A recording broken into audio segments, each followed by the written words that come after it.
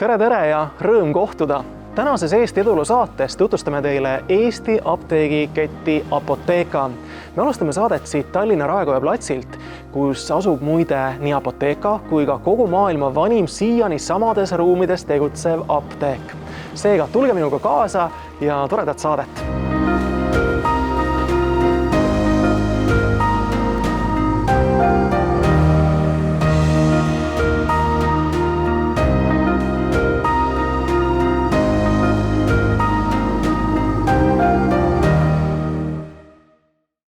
Rae apteek on vanim püsivalt samades ruumides tegutsev apteek maailmas. Täpselt pole teada, millal apteek asutati, kuid esimesed kirjalikud andmed pärinevad Rae märkmeraamatust aastast 1422.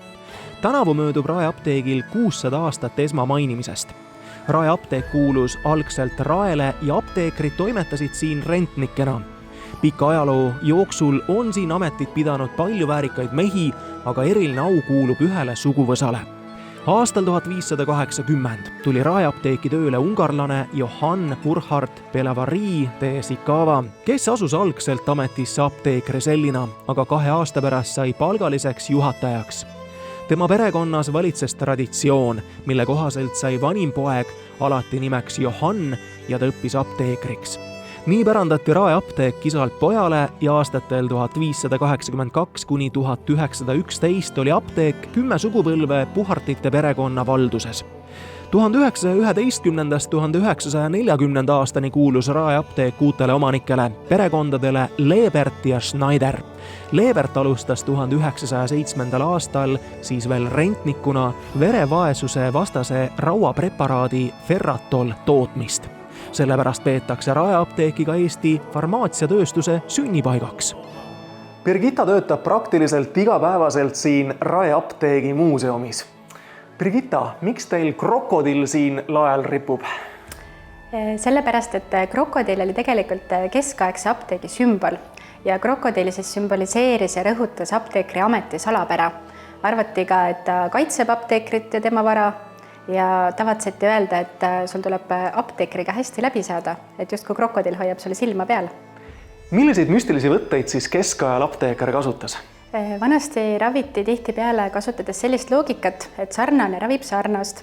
Näiteks kui pea valutas, võidi kasutada koljupulbrit või siis soovitati kõhuvalu vastu hundisoolikaid ja näiteks kollatõve vastu vereurma rohu kollast mahla. Aga olid ka sellised väga veidrad ravimeetodid, nagu näiteks muumiatükid, vihmaussi-õli, siiliuriini pandi näiteks silma silmatilkadeks ja kärnkonnad riputati lae all, et katku eemale peletada.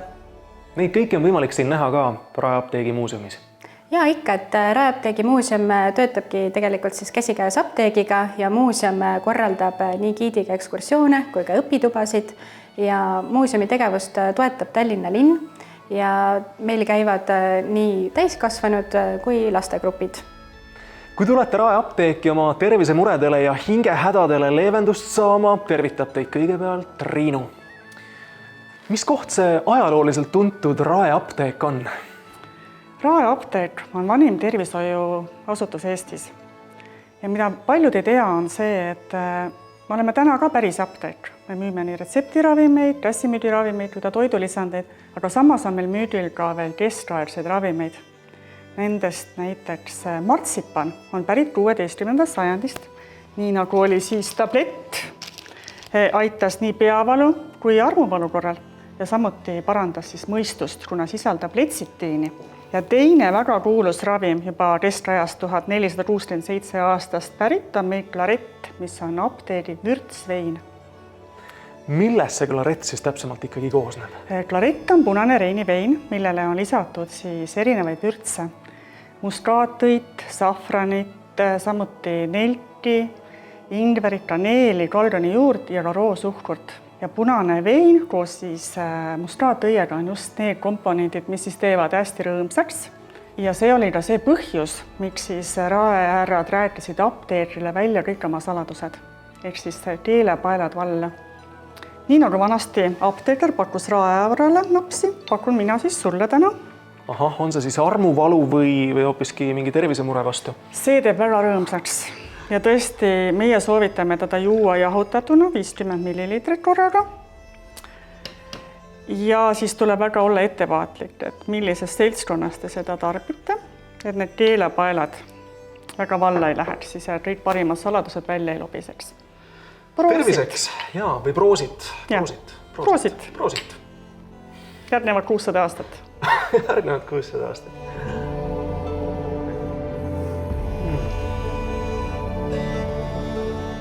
Ja maitseb tõesti hästi. No siis on hästi ja tulge proovima Rae apteek.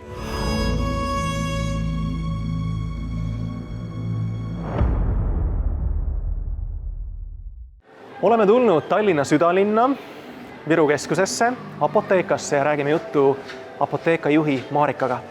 Mida kujutab endast tänapäeva kõige moodsam apteek, apoteeka?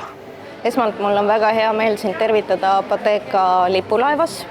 Tegu on apoteeka kõige uuema ja suurema apteegiga, uue kontseptsiooniga. Kui sa küsid minu käest, mis kujutab endast töö kõige suuremas ja moodsamas apteegis, siis tegelikult oma olemuselt ei erine teistest apteekidest, et apteek on eelkõige esmatervishoiu tasandi osaline ja apteek on miski, mis on inimesele tervishoiusüsteemis kõige kättesaadavam ja kõige lähemal. Ehk siis tegu on kohaga, kus inimene tuleb küsima esmast tervisenõu, mida ta siit ka saab ja kõige suurem apteek tähendab ka seda, et siin on kõige laiem sortiment. Et kui me läheme ajas tagasi siin mingi 10, 15, 20 aastat tagasi, siis apteek meie jaoks assotsieerus haigusega. Aga kui me täna vaatame seda keskkonda, siis tegelikult see keskkond räägib tervisest ja kogu apteegi olemus iseenesest ongi liikunud tervise, ennetuse poole. Ühtegi apteeki ei tehta iseenda jaoks. Et apteeki tehakse ikkagi selle jaoks, mida ootavad meilt meie kliendid. Ja meie kliendid ootavad laiapõhjalist tervise tuge, mis tähendab seda, et mitte pelgalt ainult ravimid, vaid tervise väga oluline komponent on ka tervist toetavad teenused, nagu näiteks vaktsineerimine, erinevate tervisenäitajate mõõtmine.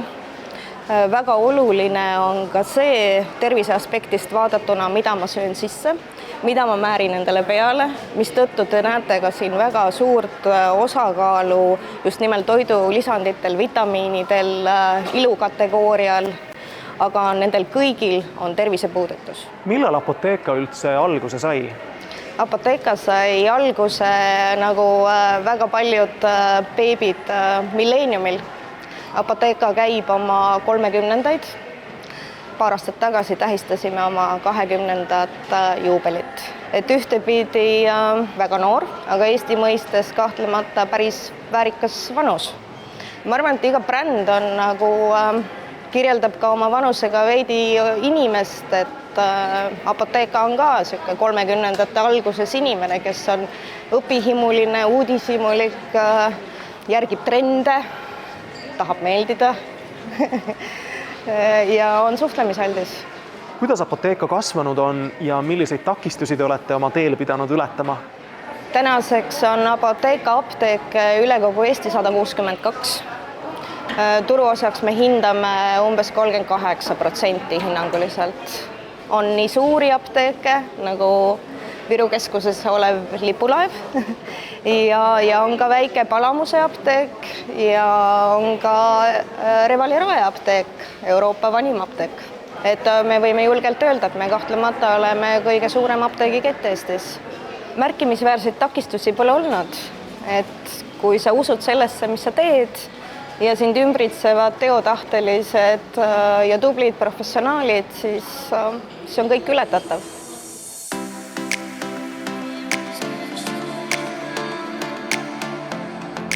Number 203.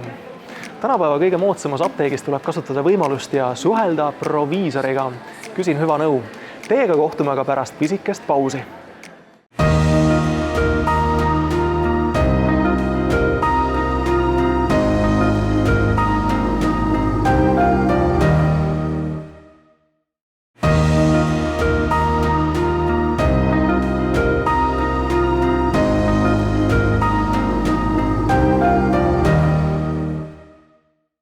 Head sõbrad, me jätkame oma saadet Apothekas, mis on muide palju enamat kui lihtsalt rohupood. Isabelle töötab Viru Keskuse Apothekas ja teab meile selle töö tagamaadest lähemalt rääkida. Milles seisneb Apotheka innovaatilisus? No kui rääkida nüüd sellest Viru Keskuse Apotheka vaatenurgast, siis hiljuti just läbisime uuenduskuuri. Apteek on nüüd suurem, meil on veel suurem valik erinevaid ravimeid, toidulisandeid ja lisaks ka väga suur valik dermatokosmeetikat. Et meie eesmärk ongi pakkuda inimestele ikkagi uusi asju, uusi kogemusi, kõiki selliseid teenuseid, mida on mugav apteegist kätte saada. Et lisaks sellisele klassikalisele ravimitealasele nõustamisele, ravimite väljastamisele, me pakume ka terviseteenuseid. Apteegis me määrame selliseid esmaseid tervisenäitajaid, näiteks kolesterooli, veresuhkurt, vererõhku, hemoglobiini. Lisaks mõõdame veel ka kehakoostist ning hindame jalgade terviseseisundit. Et see on kõik oluline nii apteekrile endale, et nõustada rohkem süvitsi, kuid ka seda tagasiside on patsiendile vaja, et ta saaks oma ravi hinnata ja ning mõnikord vajab ka arst neid näitajaid. Samuti on meil apteegis palju selliseid huvitavaid projekte, et kõige suurem neist, mis on juba mitu hooaega olnud, on vaktsineerimine. Et mitu hooaega on saanud juba vaktsineerida gripi vastu ja puukentsefaliidi vastu ja nüüd siis seoses selle COVID-kriisiga on ka COVID-i vastane vaktsineerimine apteekides. Et patsiendi jaoks on väga mugav tulla apteeki, mis on avatud ju pikemalt, et kauem kui tavaline tööpäev kestab ja need asuvad ka sellistes asukohtades, et patsiendil on mugav siia tulla. Ma olen kuulnud, et teil on siin üks põnev robot. Mis see robot see on ja mida see täpsemalt teeb? No sellises klassikalises apteegis me oleme harjunud nägema, et apteeker läheb kapi või riiuli juurde ja toob sealt need ravimid, aga meie Viru Keskuse Apothekas ning ka Rocca al Mare Apothekas on siis apteegirobot. See on selline abiline, kes ise siis meil laoruumis paneb ravimipakid riiulile ning kui apteeker kannab retsepti keskuses siis läbi ravimi, siis ta toob ise selle ravimi apteekrini. Et see aeg, mis oleks muidu kulunud siis apteekril iga pakki toomiseks ja otsimiseks, selle siis aja saab hoopis kasutada patsiendi nõustamiseks ja küsimustele vastamiseks, sest et robot toob ise selle ravimi kohale. Ja see kindlasti suurendab ka täpsust, sellepärast, et esmase valiku teeb roboti, siis apteeker kontrollib veel üle, et kas on tõesti õige ravim toodud. Me oleme jõudnud nüüd netiapteeki ja mida see täpsemalt endast kujutab, teab meile rääkida Apotheka netiapteegi juht Jürgen. Kuidas toimib üks moodne netiapteek? Moodne netiapteek toimib täpselt samamoodi nagu tavapärane tavaapteek. Oluline erinevus on see, et suhtlus patsiendiga toimub läbi ekraani või siis telefoni. Et 90-ndatel koos interneti ja internetikaubanduse levikuga jõudsid ravimid ka online kanalitesse igal pool maailmas. Eestis jõudsid esimesed ravimid e-apteekidesse 2013. aastal, 11. novembril täpsemalt, mis ühtlasi tähistab ka e-apteegi sünnipäeva. Seega me oleme Eestis kindlasti pikima kogemusega e-apteek ja hetkel kindlalt ka turuliidrid. Eelmisel aastal võitsime Äripäeva poolt korraldatud e-kaubanduse konverentsil kõige kasutajasõbralikuma e-poe tiitli tervise ja ilu kategoorias. Ja mis puudutab kasutajasõbralikkust, siis meie jaoks on endiselt väga oluline ka hoida tugevat fookust klienditeenindusel ja kasutaja mugavusel. Lisaks ravimitele pakub ju netiapteek ka palju teisi tervisetooteid. Mida täpsemalt? E-apteegist võimalik lisaks käsimüügiravimitele ja retseptiravimitele digiretsepti olemasolul osta ka kõiki muid apteegikaupu, vitamiine, toidulisandeid, vererõhuaparaate ja palju muid tooteid. Millised ülesanded on üldse moodsal apteekril? Moodsal apteekril, kui me nüüd räägime jällegi e-apteegist, olemuselt on täpselt samad nagu tavaapteegiski, ehk siis toimub ravimialase nõustamise pakkumine.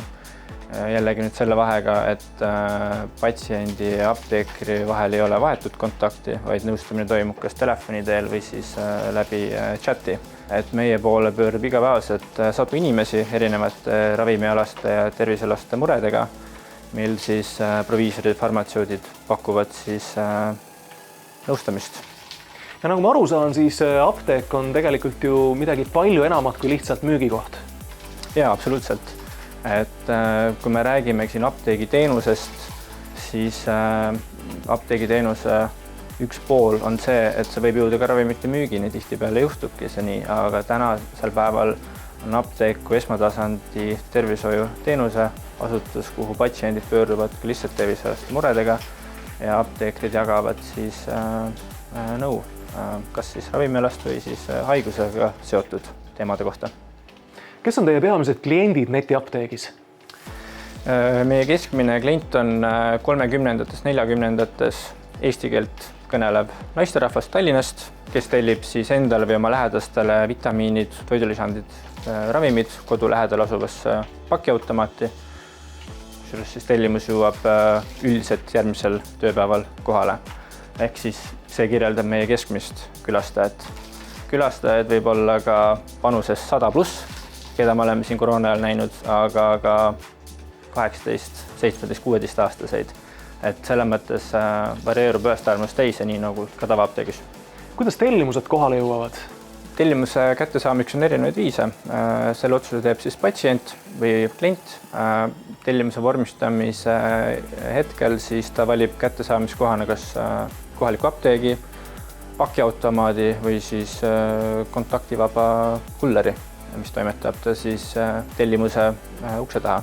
Ja oluline on siin lisada seda, et me tarnime tellimuse kohale kõikjale üle Eesti, sealhulgas ka saartele. Lisaks on Tallinnas ja Tallinna lähiümbruses väga populaarseks saanud 4 tunni kiirkuller. Jürgen, netiapteek tundub ikkagi väga põnev teema. Mis ruumis me täpsemalt praegu oleme ja mida siin ümberringi tehakse?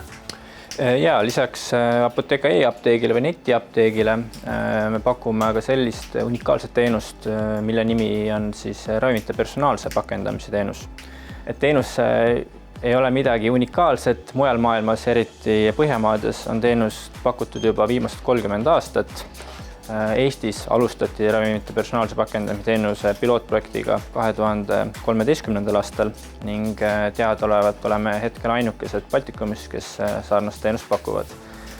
Meie teenuse sihtgrupiks on hooldekodud üle Eesti. Teenus olemuselt on väga patsiendi keskne. Me pakendame patsientile retseptiravimid, käsimüügiravimid, toidulisandid üksikpakenditesse vastavalt siis kellaajale ja kuupäevale, mis siis tagab ratsionaalse ravimi kasutuse ja jätkusuutliku ravimi kasutamise. Iga patsiendi raviskeem kontrollitakse proviisori ja farmatseudi poolt üle koostoimete ja kõrvaltoimete valguses ning vajadusel võetakse ühendust ka raviarstiga täpsustuste tegemiseks.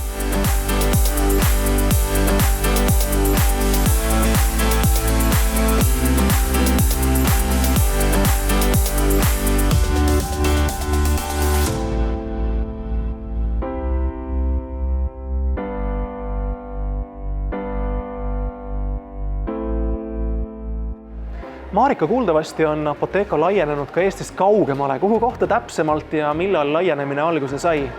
Apotheka on esindatud Balti riikides, nii Lätis kui Leedus. Lätti me sisenesime 2006. aastal.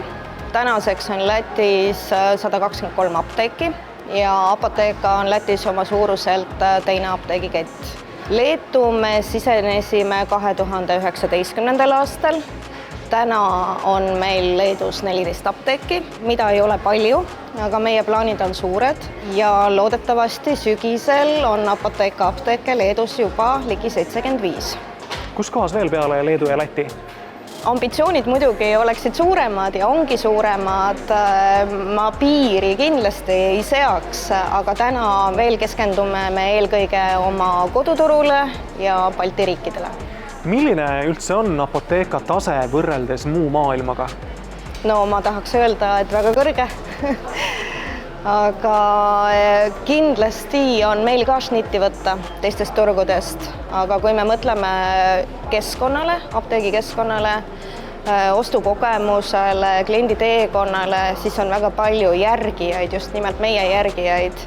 Et on täiesti tavapärane olukord see, kus käiakse vaatamas alati, kui me avame mõne uue kontseptsiooniga apteegi. Ja me ei ole kadedad.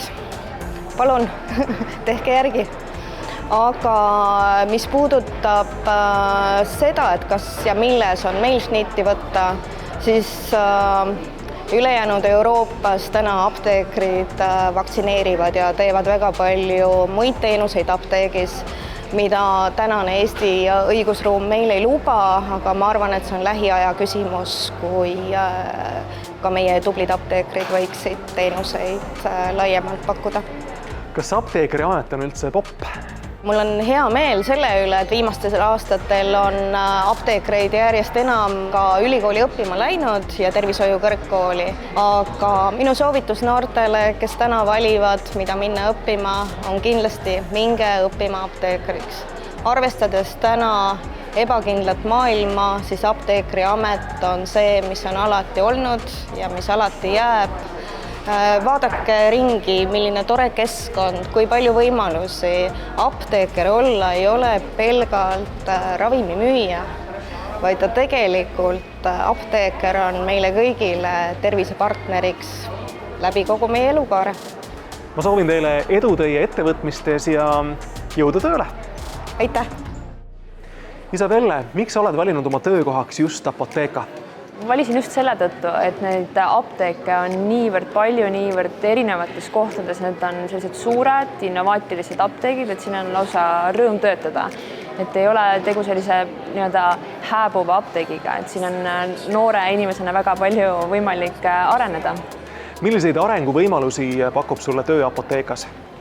No esiteks on väga palju koolitusi, millel me osaleme, et kogu aeg midagi uut juurde õppida ja teisalt töö pakub ka hästi palju väljakutseid, et töötamine sellises suurtes tsentraalsetes apteekides, siin on alati väga palju väljakutseid ja põhjust edasi areneda. Et eks see käib nagu apteekri töö juurde ka, et mis maailmas toimub, sellele me kohaneme ja selle järgi me areneme. Kus kohas on üldse võimalik apteekriks õppida? No Tartu Ülikoolis on võimalik õppida proviisoriks ning Tallinna Tervishoiu Kõrgkoolis on siis võimalik õppida farmatseudiks. Kui kaua see õpe kestab? No proviisoriks õppimine kestab siis 5 aastat ja farmatseudiks õppimine 3 aastat. Aga hiljem on siis võimalik veel ennast täiendada ka kliinilise farmaatsia alaselt, et võib siis enne aastane või 2-aastane õppe juurde tulla. See oli tänane Eesti eduloo saade ja minu jaoks väga tore, sellepärast et ma sain siin Rae apteegis klaretti maitsta. Nii et tulge teie kindlasti ka ja järgmise korrani!